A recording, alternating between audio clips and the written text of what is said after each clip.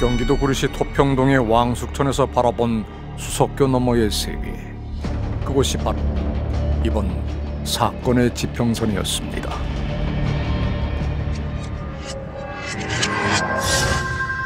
(112) 조금 이상한 실종 신고 전화가 걸려온 것은 2021년 6월 28일 새벽 2시 43분. 근데 실종 신고가 이제 새벽에 들어왔어요. 동생이 지금 나갔는데 안 들어오고 있다. 실종된 동생은 지적장애 2급의 장애인인 39살의 김동민 씨. 혼자 자전거를 타고 나갔다가 새벽까지 집에 돌아오지 않는다며 실종 신고를 한 사람은 4년째 동민 씨를 돌봐왔던 친형이었습니다. 그런데 경찰은 신고를 했던 친형의 행적에서 수상한 점들을 포착하고 친형을 긴급 체포했습니다. 살해 가능성에 무게를 두고 수사를 벌이고 있는 경찰은 형제의 부모가 남긴 40억 원에 이르는 유산에 주목하고 있습니다. 1심 재판부가 동생을 살해한 혐의로 형 김 씨에게 선고한 형량은 징역 30년. 검찰이 사형을 구형한 것을 감안하면 가벼운 처벌을 받는 것처럼 보였습니다. 그런데 지난 1월 20일 열린 항소심에서 형 김 씨의 살인 혐의는 무죄. 그날 순간적으로 화가 나서 수면제를 먹고 잠든 동생을 두고 왔을 뿐 살해한 건 아니라는 김 씨의 주장이 받아들여진 겁니다. 그렇다고 김 씨가 모든 혐의를 벗고 완전히 자유의 몸이 된 건 아니었습니다. 유기치사 혐의가 인정돼 10년형을 선고받았기 때문입니다. 보호해야 될 사람이 사람을 이제 안 돌보고 버리면 그게 유기입니다. 그러다가 죽어버리면 치사가 되는 거예요. 애를 갖다 버렸는데 혼자 이렇게 헤매다가 이렇게 굴러떨어져 믹사했다. 경찰 수사 결과 동민 씨가 자전거를 타고 서울집에서 나선 건 오후 5시 10분. 같은 집에 살던 형 김 씨가 자신의 승용차를 타고 외출한 건 2시간 뒤인 7시 20분이었습니다. 그런데 7시 44분부터 형의 실종 신고 내용과 CCTV 동선이 어긋나기 시작합니다. 형 김 씨가 영화관 근처에서 동생을 만나는 장면이 확인된 겁니다. 근처에 분명 자전거 보관 시설이 있는데 동민 씨는 무슨 까닭인지 길가에 자전거를 그대로 버려둔 채 형 김 씨의 차에 올라탑니다. 더 이상한 건 그 다음부터입니다. 형 김 씨가 지인의 집 근처에 자신의 차를 주차한 뒤 동생을 택시에 태우고 어딘가로 향합니다. 도착한 곳은 용산역. 인근 광장에 동민 씨를 30분이나 혼자 두고 사라졌던 형 김 씨. 다시 나타났을 때 그는 렌터카를 타고 있었습니다. 밤 9시 39분 형제가 다시 나타난 곳은 뜻밖에도 집에서 멀지 않은 식당. 형제의 부모가 살아계실 때부터 자주 들렀던 단골 식당이었다고 합니다. 바로 지금 현재 친구가 앉아있는 그 자리에 그 친구 동생 있잖아요. 동생 이 자리에 이제 금방 형아가 가겠다는 거예요. 그래서 슬렁치 하나 시켜가지고 지가 이렇게 소금도 타주고 그리고 솔직히 김치도 지가 잘라주고 이러더라고 형이. 그때 형 김 씨는 무슨 생각을 하고 있었을까? 식당에서 나온 김 씨는 또 렌터카에 동민 씨를 혼자 남겨두고 어디론가 향합니다. 택시를 타고 자신의 승용차를 주차해둔 곳으로 돌아가더니 차 주변을 맴돌며 가족, 지인들과 5차례에 걸쳐 전화통화를 한 김 씨. 왜 이런 행동을 한 걸까? 오히려 알리바이를 만들기 위해서 고의적으로 이 행동을 했을 가능성이 높다라고 생각이 됩니다. 미리부터 여기에 대해서 본인이 생각을 해오고 이태원 지인이라는 어떤 그 알리바이를 염두에 미리 두고 계획을 했어서야만이 사실 나올 수 있는 동선이죠. 30분 뒤 동생이 홀로 있던 렌터카로 돌아온 김 씨가 근처 편의점에서 구입한 것은 200ml짜리 양주와 500ml짜리 콜라 그리고 얼음컵. 김 씨는 경찰 조사 과정에서 이 술을 지적장애가 있는 동생과 나눠 마셨다고 진술했습니다. 오는 도중 편의점에 들러서 샀던 잭 다니엘 술과 얼음컵에 콜라를 따라서 동민이는 차 안에서 마시고 있었습니다. 저도 그때는 술을 콜라와 믹스해 조금 동민이와 마셨습니다. 밤 11시 34분 구리 왕숙천으로 가기 전 김 씨가 11분간 정차한 곳이 있습니다. 경찰은 형 김 씨가 이곳에서 옷을 갈아입었다고 판단했습니다. 0시 14분 구리 왕숙천에 도착했을 때 김 씨의 옷차림이 이전과 달라져 있었기 때문입니다. 서울 시내에서 촬영된 CCTV에서는 검정색 반팔 티셔츠와 반바지 차림이었지만 왕숙천에 도착했을 때는 검정색 긴팔 상의에 흰 줄무늬가 있는 검정색 긴 운동복 바지를 입고 있습니다. 렌터카를 사용해서 구리에 다녀왔기 때문에 갈아입을 옷을 가져갔다면 그것은 본인 차에서 그 렌터카로 이것을 옮기고 또 그 전에 준비하는 과정이 있었어야 가능한 일입니다. 그렇기 때문에 미리 갈아입을 옷을 준비해 왔다라는 것 역시 이 범행의 계획성을 시사한다라고 생각이 됩니다. 경찰은 곧장 수속교 방향으로 걸어갔고 40분 뒤 차로 돌아온 사람은 형 김씨뿐이었습니다. 렌터카를 반납하고 주차 건물을 빠져나오던 김씨는 길에 검정색 물건을 슬쩍 버리는 모습이 CCTV에 포착됩니다. 그것은 바로 동생 동민씨가 늘 메고 다니던 가방이었습니다. 동생의 가방을 버리고 집에 돌아온 김씨는 불과 20분 뒤 실종 신고를 했던 겁니다. 신고 당시 동생을 부리 왕숙천에 두고 왔다는 사실은 전혀 말하지 않았습니다. 이 실종 신고는 결국은 혼선을 주기 위해서 한 건데, 실종 신고를 하고 나면 자기가 1차적으로는 수사 대상에서는 제외될 것이다라고 하는 그런 아주 단순한 이 판단에서 진행된 행동들이죠. 김 씨가 경찰에 긴급 체포된 건 동생이 사라졌던 6월 27일의 행적과 관련해 알리바이를 조작한 결정적인 증거가 발각됐기 때문이었습니다. 일단 내가 이상하게 꼬이고 엮여가지고 도움이 필요하니까 자세한 얘기는 나중에 해줄게. 묻고 따지지도 말고 누가 물어보면 이렇게만 꼭 이야기 부탁해. 27일 11시경 만남, 28일 1시 이후에 헤어짐, 그 뒤에 통화는 안부. 게다가 사건이 일어나기 3주 전부터 여러 지인에게 수면제를 달라고 부탁했다는 김 씨. 공무원이라 수면제를 직접 처방받으면 승진에 불이익이 생긴다는 게 이유였지만 김 씨의 실제 직업은 공무원이 아니라 문화센터 비상근 영업사원이었습니다. 그분은 여기서 일하셨다고 하셔서 실제로 일을 하셨는지 홍보 쪽 일을 했었어요. 회사는 안 나오고. 김 씨가 자신의 가짜 직업을 핑계로 지인들에게 수면제를 구한 이유는 뭘까? 그 이유가 밝혀진 건 동생 동민 씨가 익사체로 발견된 뒤였습니다. 부검 결과 동민 씨의 시신에서는 0.038%의 혈중 알코올과 5가지 약물이 검출이 됐는데 그중 플로니트라제팜이라는 강력한 수면제 성분이 포함되어 있었습니다. 그러니까 정신과 계열 약물들을 이제 복합적으로 복용하고 있는 상태. 부검에서 중요한 건 이제 약물이 나왔을 때 이게 이제 치료 농도냐, 독성 농도냐, 치사 농도냐 이게 중요한데요.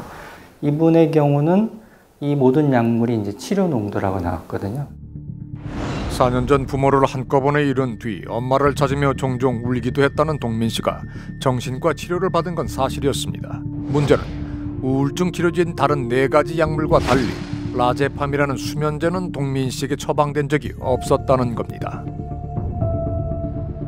경찰 조사 내내 수면제는 자신이 먹기 위해 구한 것이라고 주장했던 김 씨는 부검 결과가 나오자 결국 동생에게 수면제를 먹인 사실을 인정했습니다.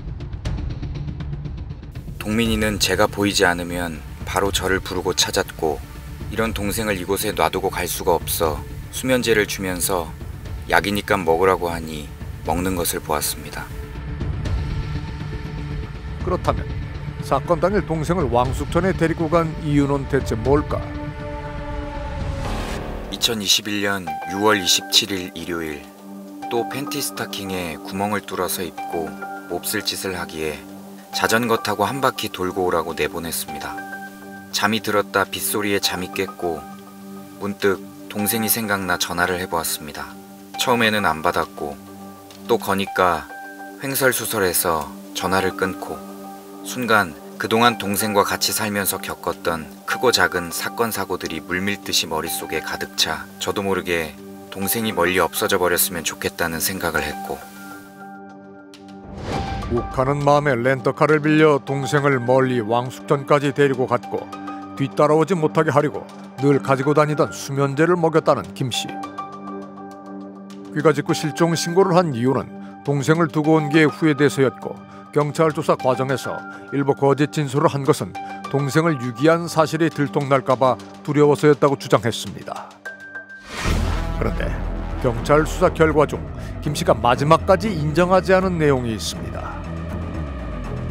자신이 동생을 유기한 장소는 수속교 너머가 아니라 수속교보다 훨씬 못 미친 벤치 인근의 콘크리트 경사면이라며 직접 그림까지 그려보인 김씨. 그렇다면 수속교 CCTV 영상에 포착된 동민씨와 함께 걷는 남자는 대체 누구라는 걸까? 김씨의 렌터카 GPS에 기록된 왕숙천 도착 시간은 0시 14분. 수속교 아래서 동민씨와 긴 바지를 입은 남자가 CCTV에 촬영된 시간은 10분 뒤인 0시 24분입니다. 기록된 시간 안에 통과할 수 있는지 한번 걸어가 보겠습니다. 우리가 실제로 산책하듯 걸어가 보니 주차장부터 김씨가 주장하는 유기 장소까지 6분 12초, 그곳에서 수속교까지는 5분 25초.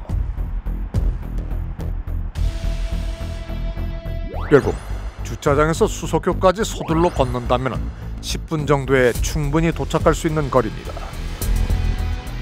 게다가 김씨가 주장한 유기장소 인근에는 수질 검사 차량 CCTV가 설치되어 있었는데 그 시각 해당 장소에서 촬영된 건 동민씨와 긴 바지 남자가 수속교 쪽으로 걸어가는 모습뿐이었습니다. 검찰이 동민씨 곁에 있는 남자가 형 김씨라고 확신한 이유도 그 때문이었습니다. 김씨 집을 압수수색까지 했지만 CCTV에 촬영된 흰색 줄무늬 바지는 끝내 발견되지 않았습니다. 동생의 가방을 버린 것처럼 갈아입은 바지도 어딘가에 버린 걸까? 익사체로 발견된 동민씨의 시신에는 검찰과 김씨의 변호인들이 끝까지 논쟁을 벌인 또 다른 쟁점이 있었습니다. 형 김씨가 준 술과 수면제를 먹은 동민씨가 사망 당시 정말 잠이 든 상태였는지 의견이 엇갈린 겁니다. 살아있을 때 술을 마신 시신에서는 술의 화학 성분인 에틸 알코올만 검출되지만 시신이 부패하는 과정에서는 노르말 프로필 알코올과 그보다 3배에서 27배 많은 에틸 알코올이 함께 발생한다고 합니다. 동민씨의 시신에서 검출된 알코올은 노르말 프로필 알코올 0.0038%, 에틸 알코올은 그 10배인 0.038%가 검출됐습니다. 이분의 경우도 이 에탄올의 양이 작기 때문에 이분이 부패 과정 중에 생긴 에탄올인지 아니면 거기에 더해서 음주에 때문에 들어간 에탄올인지를 판단하기가 어려워지는 거죠.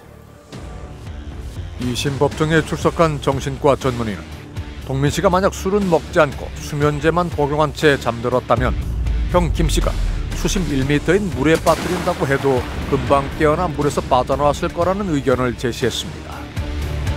이 사건은 그러면 유기한 행위와 사망한 것까지 입증이 됐고 직접 밀었냐 형이 아니면 그냥 어떤 다른 상황에서 빠졌냐가 입증이 안 됐으니까 그 의심스러울 때는 피고인의 이익으로의 그 법원이 이럴 때 작용하는 건데 이제 유기하고 사망이니까 유기치사만 남고 나머지 살인이라는 고의에 의한 범행이 없어진 거죠.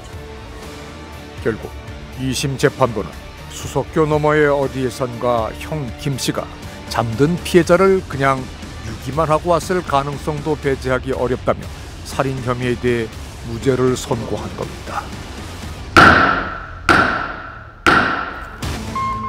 경찰이 지목한 유기장소의 수심은 80cm. 동민씨가 이곳에서 잠들었다면 정말 형이 가버린 뒤 혼자 깨어나 스스로 실족사를 했을 가능성이 있을까? 우린 동민씨의 부검 감정서에 적힌 수면제와 알코올 정체부터 다시 점검해 보기로 했습니다. 낯선 이름의 플로니틀라제팜은 대체 어떤 수면제일까?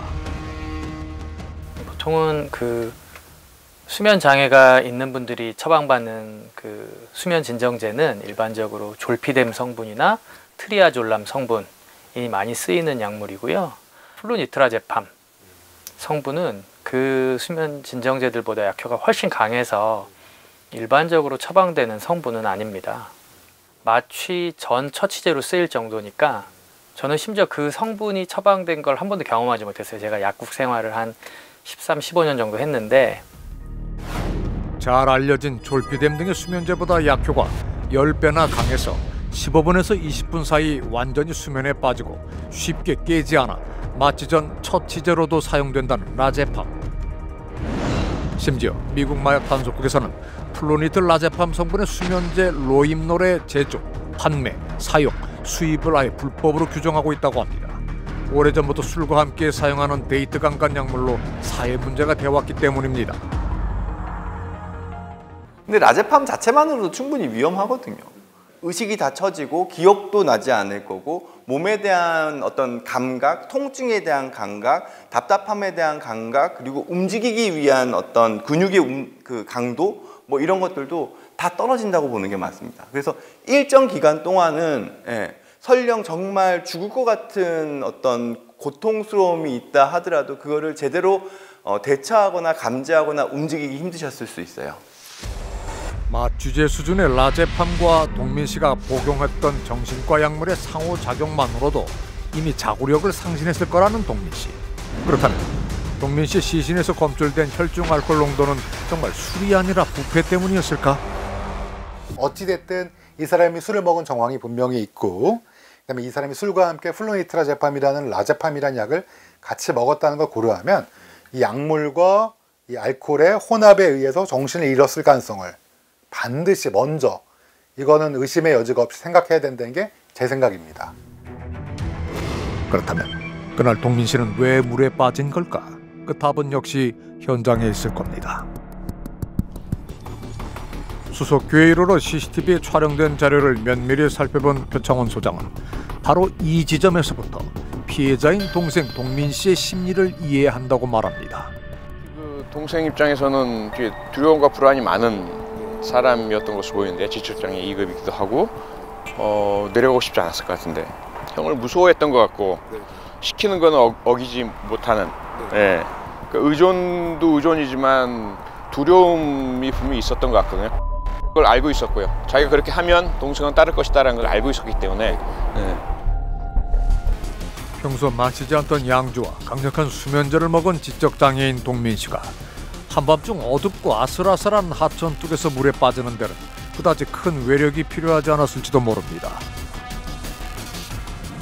물에 빠진 뒤에도 한동안 호흡을 하며 서서히 익사에 이르렀을 동민 씨. 그 순간 동민 씨를 구할 수 있는 사람은 정말 아무도 없었던 걸까? 그러면 결국 수사의 방향이나 범위가 좀 다르게, 이은혜 살해 사건에서처럼 부작위 살인이거나 아니면 떨어지게끔 유도하는 행동들을 엮어서 고의적인 살인으로 좀 우유를 했었으면 어땠을까.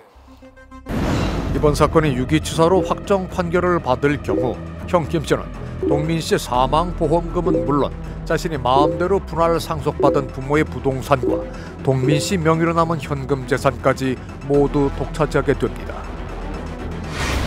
1960년부터 시행된 우리 민법 1004조는 살인과 상해치사, 유언을 강요하거나 방해하거나 위조한 행위만을 상속 결격 사유로 규정하고 있기 때문입니다.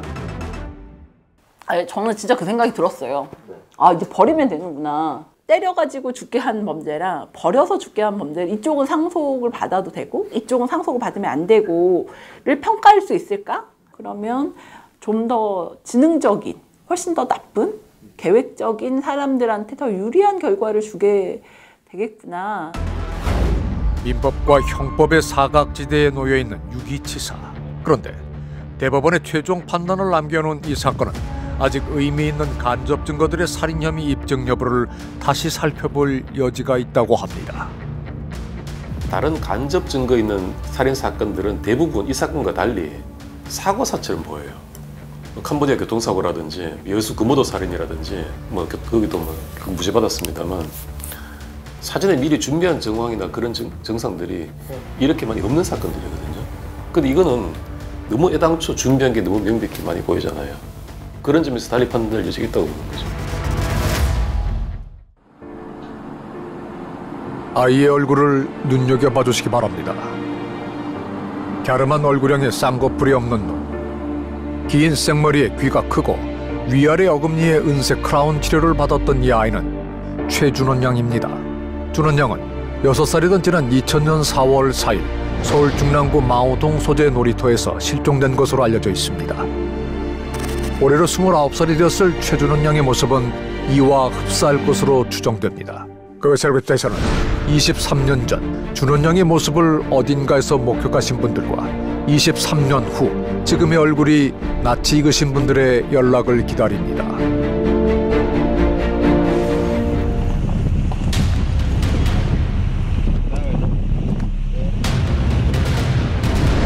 그것이 알고 싶다에서는 지난 13일 아르헨티나 멘도사 지역의 한국인 30여 명이 집단 거주하던 견과류 농장에서 한국인 여성을 살해한 혐의로 체포된 남성 김모 씨 혹은 이들이 거주했던 농장에 대해 아시는 분들의 연락을 기다립니다.